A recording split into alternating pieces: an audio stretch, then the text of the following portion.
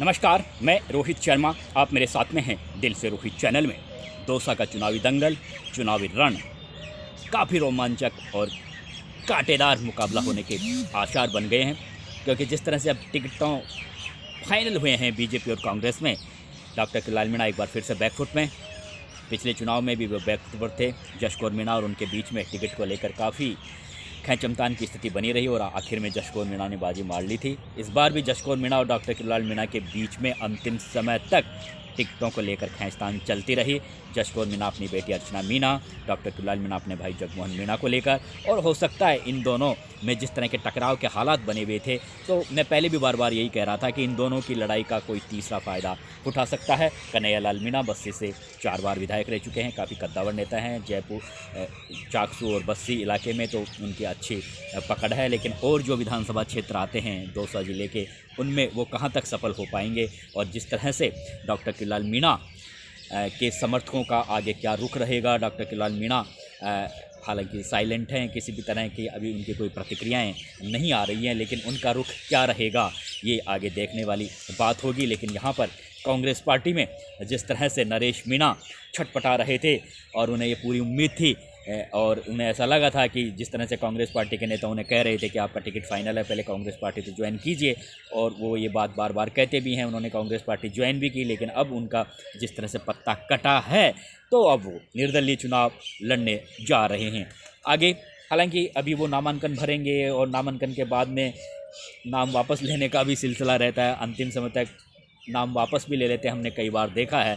तो आने वाले कुछ घंटे कांग्रेस पार्टी आगे क्या स्थिति रहेगी नरेश मीणा को लेकर, ये एक देखने वाली बात होगी। लेकिन मेरे समझ में ये नहीं आता कि नरेश मीणा बार बार मुरारीलाल मीणा को टारगेट करते हैं।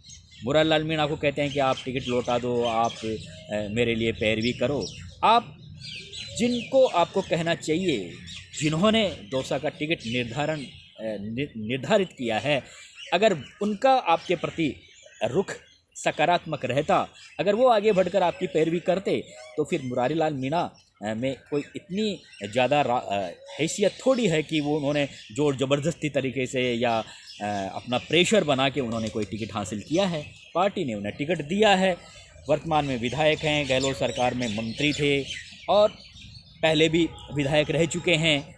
तो ये जो बार बार वो मुरारीलाल मीणा को टारगेट करते हैं, उन्हें कहते हैं, उन्हें जिस तरह से सभाओं में उन्होंने कहा है कि वो अपना पॉलिटिकल करियर चमका रहे हैं या अपनी बेटी के लिए वो राजनीति में आगे बढ़ाना चाहते हैं, ठीक है, उनकी बातें सही है। लेकिन बार बार एक ही बात सामने आती है कि अगर सचिन पायलट अगर नरेश मीणा का दमदार तरीके से पक्ष रखते या शुरू से ही वो उनके पक्ष में होते, या उन्हें ऐसा लगता है कि नहीं मुझे नरेश मीणा को भी राजनीति में आगे स्थापित करना है, तो निश्चित रूप से फिर मुरारीलाल मीणा को समझा भी सकते थे। अगर मान लो उन्होंने दावेदारी भी पेश की है, ऐसा था नहीं। यानी नरेश मीणा को मुरारीलाल मीणा की जगह सचिन पायलट से कुछ कहना चाहिए, कुछ रिक्वेस्ट करनी चाहिए थी, कुछ प्रेशर बनाना चाहिए था, कुछ अपनी जो ताकत बतानी चाहिए थी और उन्हें ये समझाना चाहिए था। लेकिन इस चीज़ में वो कामयाब नहीं हो पाए और टिकट उन्हें मिला नहीं। अब ये मौका है उनके लिए अपनी राजनीतिक हैसियत दिखाने का। वैसे छपरा विधानसभा चुनाव में जब निर्दलीय चुनाव लड़े थे, उस समय भी अगर कोई उनकी पैरवी करता तो टिकट मिलता, क्योंकि उन्होंने अच्छे वोट लिए थे। वहाँ पर 45,000 वोट अगर कोई निर्दलीय उम्मीदवार लेता है तो निश्चित रूप से उसकी पकड़ तो होती है। हालांकि चुनाव वो हारे, लेकिन अगर वहाँ भी अगर उन्हें कांग्रेस पार्टी का टिकट मिलता तो कहीं ना कहीं उन्हें कामयाबी मिलती। लेकिन वहाँ भी उस समय वो सचिन पायलट के काफ़ी करीबी बताए जाते हैं और ख़ुद भी कहते हैं कि सचिन पायलट मेरे एक तरीके से आइकॉन हैं। लेकिन सचिन पायलट का उनके प्रति निश्चित रूप से जो पॉजिटिव व्यवहार देखने को अब तक नहीं मिला है, ऐसा उन नरेश मीणा के समर्थक भी मानते हैं।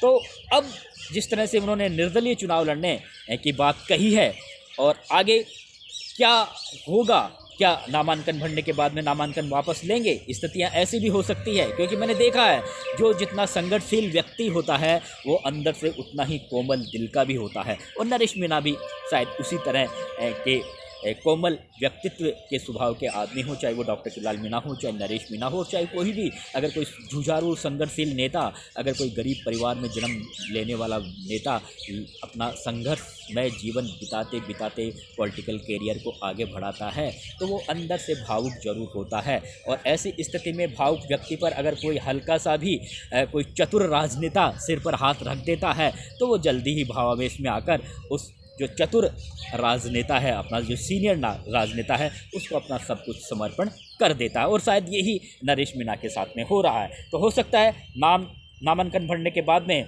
पार्टी के सीनियर नेता, चाहे वो सचिन पायलट हो और कोई बड़े नेता हो, वो उन्हें एक बार फिर से नरेश मीणा को कह सकते हैं कि अभी आप रुकिए, 5 साल फटाफट गुजर जाएंगे, अगली बार आपको ज़रूर टिकट मिलेगा, चाहे कुछ भी हो जाए, चाहे विधानसभा का, चाहे लोकसभा का। ऐसा उन्हें दिलासा दे सकते हैं। फिलहाल आप पार्टी के लिए काम कीजिए, पार्टी का माहौल बनाइए, और हो सकता है वो नाम भी वापस ले ले, क्योंकि जिस तरह से उन्होंने पार्टी ज्वाइन की और कुछ दिनों के बाद में ही अब वो बगावत का झंडा गाड़ रहे हैं। तो कहीं ना कहीं ये जो उनकी जो मन स्थिति है वो वास्तव में व्याकुल है, तड़फ है, परेशानी है। और परेशानी इसी बात की है कि वो बार बार कहते हैं 44 ईयर्स के हो गए हैं, 5 साल बाद में 49-50 साल के हो जाएंगे, तो एक तरीके से उनका पॉलिटिकल दरवाज़ा बंद हो जाएगा। लेकिन नरेश मीणा को ये भी सोचना होगा कि चाहे बीजेपी हो, कांग्रेस हो, 80-80 साल के व्यक्तियों को टिकट दे रही है, तो इतनी जल्दी उन्हें हथियार नहीं डालने चाहिए। लेकिन खैर, ये उनका अपना और उनके समर्थकों का अपना निर्णय है। अगर उन्हें ऐसा लगता है कि हाँ मेरी पेठ है, हाँ मेरे साथ में युवा ब्रिगेड है, तो निश्चित रूप से अगर वो अच्छे वोट भी ले लेंगे 2 साल लोकसभा क्षेत्र में निर्दलीय चुनाव लड़कर, तो निश्चित रूप से कांग्रेस पार्टी और बीजेपी के रणनीतिकारों के लिए काफ़ी चिंता का विषय बन जाएगा और वे एक बार फिर से मजबूत युवा राजनेता के रूप में उभरेंगे। इसमें कोई दो राय नहीं है। अभी तक तो वो एक तरीके से जिस तरह से उनका संघर्षमय जीवन रहा है, तो ऐसा नहीं है कि मीणा समाज में दौसा हलके में भी उनके काफ़ी कुछ युवा ब्रिगेड की टीम है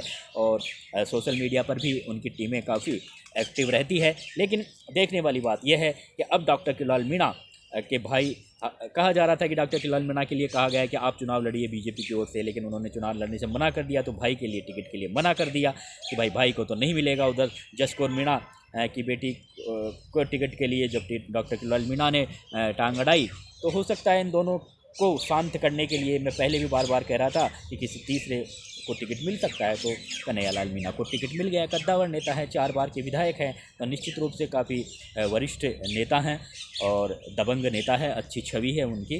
तो अब जो चुनावी रण होगा उसमें अगर निर्दलीय चुनाव लड़ते हैं नरेश मीणा, तो डॉक्टर किलाल मीणा और उनके समर्थकों का जो वोट बैंक है, क्या वो कांग्रेस पार्टी को जाएगा, क्या बीजेपी प्रत्याशी को जाएगा, ये एक देखने वाली बात होगी। क्योंकि देखिए, सचिन पायलट और डॉक्टर किलाल मीणा के बीच में बहुत अच्छे राजनीतिक मधुर संबंध रहे हैं, और तो कहीं ना कहीं वो जगमोहन मीणा के लिए टिकट के लिए ज़बरदस्त तरीके से पैरवी कर रहे थे, तो अंदर से उनका दिल भी दुखा है। तो क्या वे पूरे दिल से अब भारतीय जनता पार्टी के प्रत्याशी के साथ अंदर के दिल से अगर वो काम करेंगे, हालांकि वो एक कर्मठ और समर्पित नेता माने जाते हैं भारतीय जनता पार्टी के, लेकिन उनके समर्थक किस तरह से बीजेपी के कैंडिडेट को देखेंगे, ये एक देखने वाली बात होगी। और जो मतदान होगा और जब नतीजे आएंगे तो पता चलेगा कि जो डॉक्टर किलाल मीणा का जो वोट बैंक था, जिस पर पकड़ थी, वो वोट बैंक किधर गया, कांग्रेस को मिला या नरेश मीणा को मिला या बीजेपी के कैंडिडेट को मिला। वैसे कहा जा रहा है कि जो डॉक्टर किलाल मीणा